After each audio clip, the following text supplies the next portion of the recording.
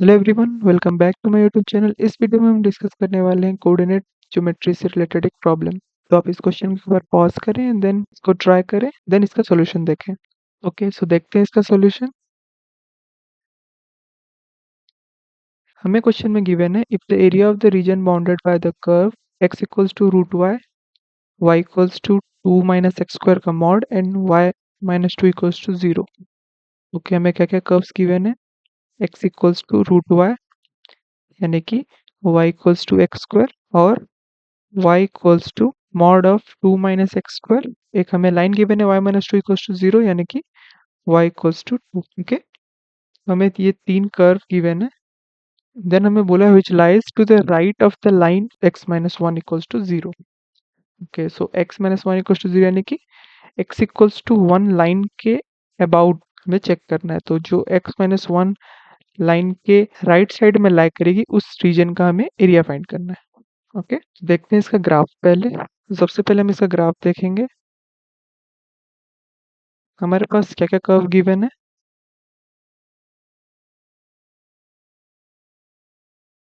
हमारे पास curve given है y equals to x square, so ये होगा upward parabola passing from origin. Okay, now y equals to mod of 2 minus x square, इसका graph होगा, क्योंकि मॉड लगा है तो ये x एक्सिस के अबाउट सिमेट्रिक होगा।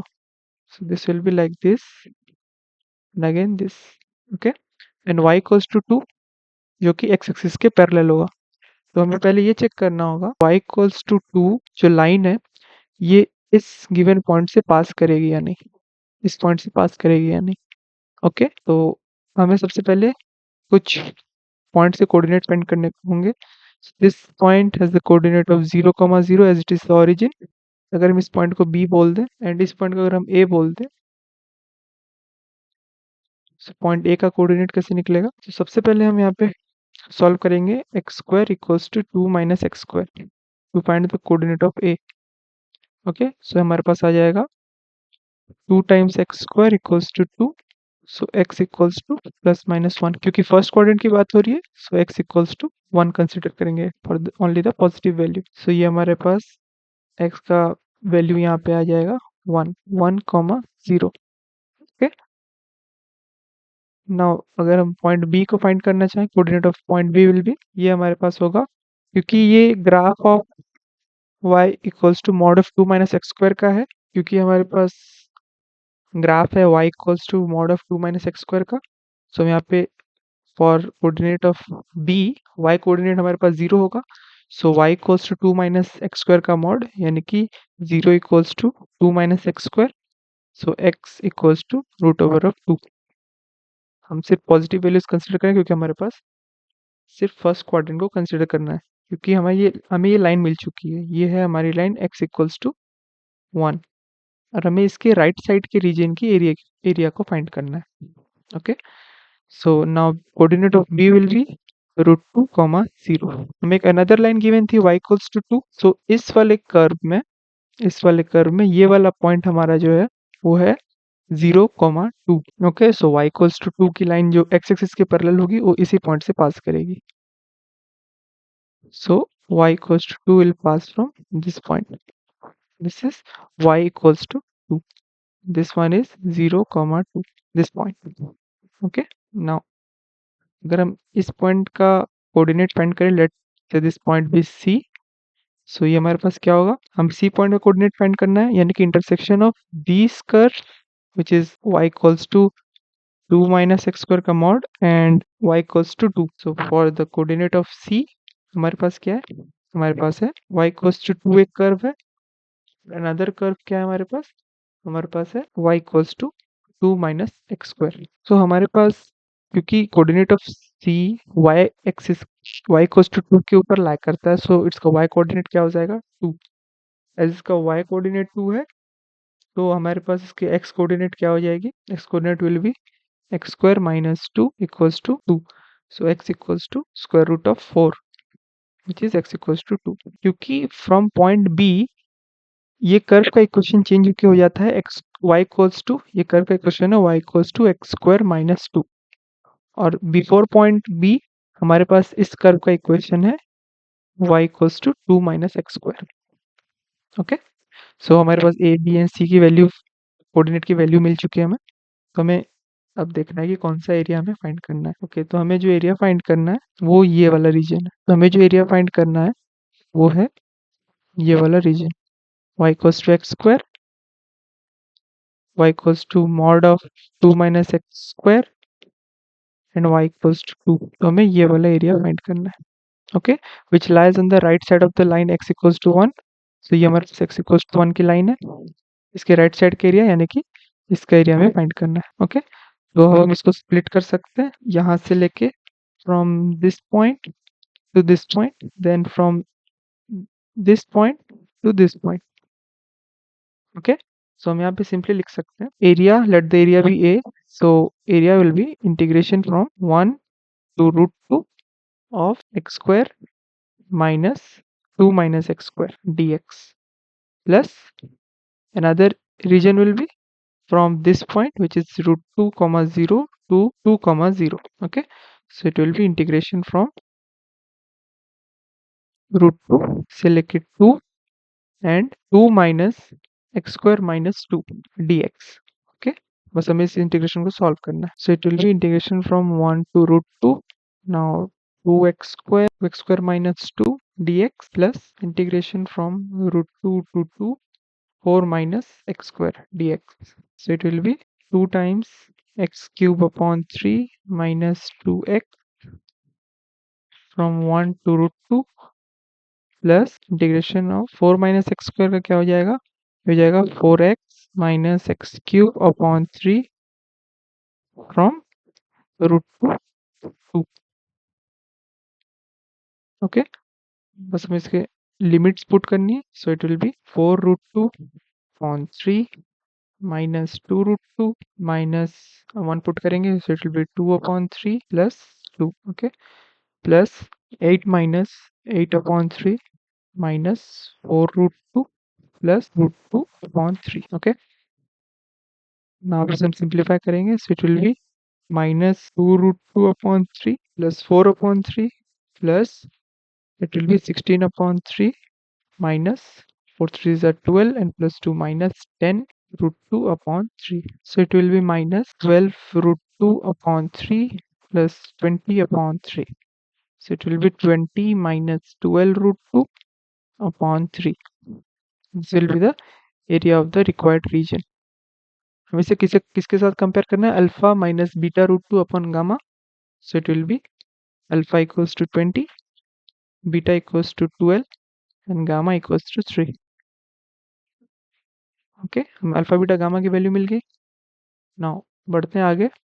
नेक्स्ट पार्ट हमें बोला है late f be a function defined from 1 to infinity to 2 to infinity and gx represents the eccentricity of the conjugate hyperbola of a variable hyperbola having eccentricity x. Okay, and if the integration from limits given of f inverse of x plus f of fx plus f of fx plus 4 times of fx dx equals to k, then find the value of okay. तो हमें इस statement को पहले decode करना पड़ेगा। यहाँ given है gx represents the eccentricity of the conjugate hyperbola of a variable hyperbola having eccentricity x. Okay, तो हमारे पास हाइपरबोला कितने टाइप्स के होते हैं, हमारे पास हाइपरबोला होते हैं 2 टाइप्स के। ओके, एक नॉर्मल एंड इसका कॉन्जुगेट एक हाइपरबोला होता है ऐसे, ये ट्रांसवर्स हाइपरबोला एंड ये कॉन्जुगेट हाइपरबोला। अगर इसकी एसेंट्रिसिटी है E1 और इसकी एसेंट्रिसिटी है E, तो हमारे पास एक रिलेशन है जिसमें हम लिख सकते हैं कि 1 upon E1 square plus 1 upon E2 square equals to 1। The sum of squares of reciprocals of eccentricity of hyperbola of both conjugate and normal hyperbola is equals to 1. This is the statement.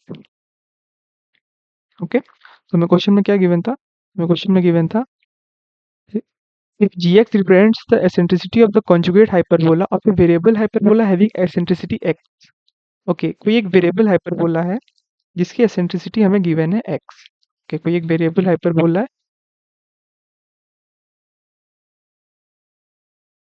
जिसकी eccentricity हमें given है as X. Okay, and G X represent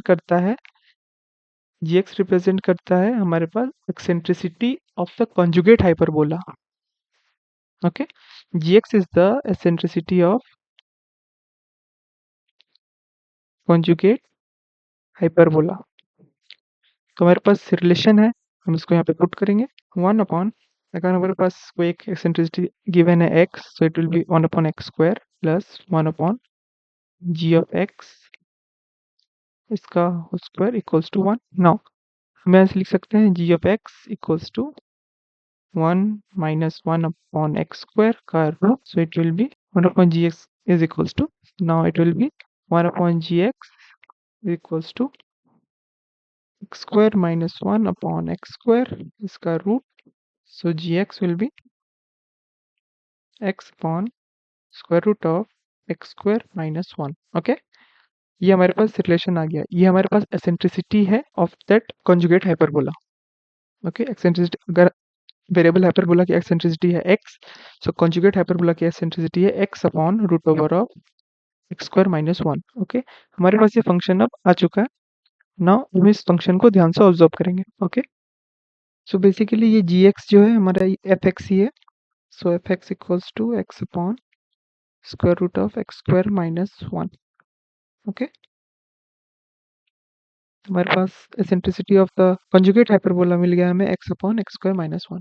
now इस function को अगर हम ध्यान से देखें तो हमें यहाँ पे एक पैटर्न मिलेगा जो कि है, अगर हम fx को थोड़े टाइम के लिए y बोल दें, y equals to x upon square root of x² minus 1, and हम ट्राई करें इन्वर्स निकालने का, इन्वर्स ऑफ fx, तो हमारे पास क्या होगा, हम क्या करेंगे, x और y की वैल्यूज को इंटरचेंज करेंगे, so it will be y square equals to square upon x² minus 1, so y square x² minus y square equals to x square, so it will be y square equals to x square y square minus 1, so x equals to y upon root over y square minus 1।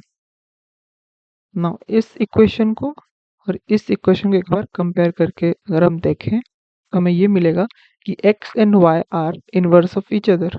Function में कोई change नहीं आया, हम fx का अगर inverse निकाले तो हमें वापस वही फंक्शन मिल रहा है। सो हम यहाँ से कंक्लूड कर सकते हैं f इनवर्स ऑफ x जो है वो fx है। Okay, this is the very important point कि अगर हम यहाँ पे वेरिएबल चेंज भी कर दें इस fx में तो हमें वापस यही फंक्शन मिलेगा, so it is inverse of itself. Okay, तो हम यहाँ से लिख सकते हैं f inverse of x equals to fx, ये हमारे पास फर्स्ट पॉइंट मिला हमें, फर्स्ट रिलेशन।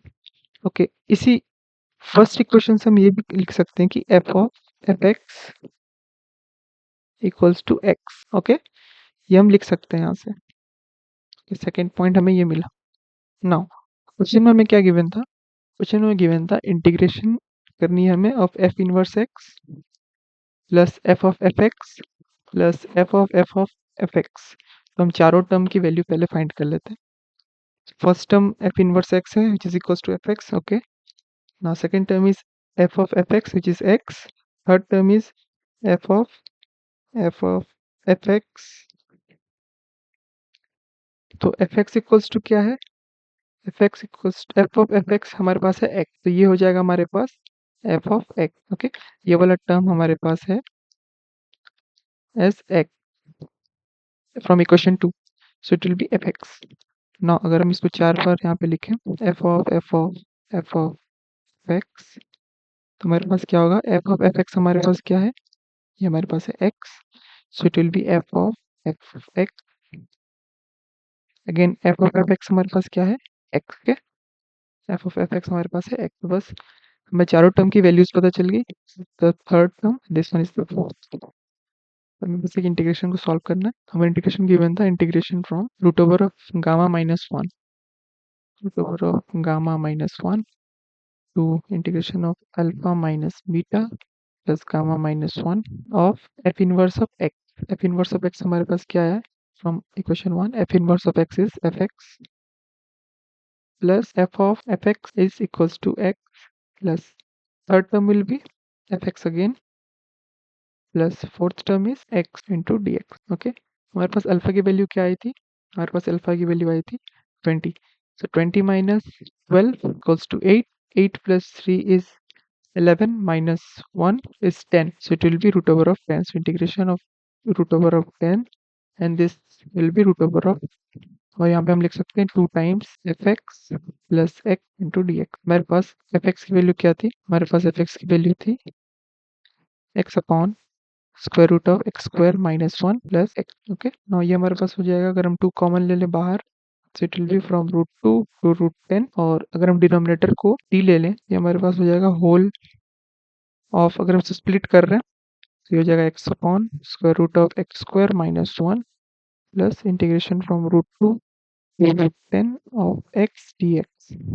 तो फर्स्ट टर्म में अगर हम एक्स स्क्वायर माइनस 1 को अगर t ले लें तो हमारे पास आ जाएगा 2x dx equals to dt, x dx equals to dt upon 2। ये हो जाएगा हमारे पास इज इक्वल्स टू, लिमिट यहाँ पे t चेंज होगी, लिमिट लोअर लिमिट रूट 2 है तो रूट 2 पुट करने से t का value 1, and upper limit root 10 है तो 10 पुट करने से t का value 9। So it will be integration from 1 to 9 of dt upon 2 root t. Okay, here 2 times plus 2 times integration of x is x square upon 2 from root 2 to root 10. Now ये हो जाएगा हमारे पास 2 times integration of dt upon 2 root t will be root over of t from 1 to 9 plus 2 times, यहाँ पे हम limit put करेंगे तो it will be 10 upon 2 minus 2 upon 2, so it will be 2, or root over of 9 is 3 minus root over of 1 is 1 plus 2 times 10 minus 2 is 8 upon 2, so it will be 2 2s are 4 plus 8, so it will be 12। okay, so हमारे पास value क्या निकल के आई 12। हमें k के equal given था ये integration का, so it will, so k equals to 12। हमें वैल्यू किसकी फाइंड करनी है? हमें वैल्यू फाइंड करनी है alpha plus beta minus gamma plus k minus 1 का root. Okay, so alpha plus beta minus gamma plus k minus 1 root. So alpha will be 20 plus beta will be 12 minus gamma is 3 plus 12 minus 1 इसका root. So it will be 20 minus 4 का root equals to root over of 16 equals to 4, and 4 is the correct answer to this problem. Thank you.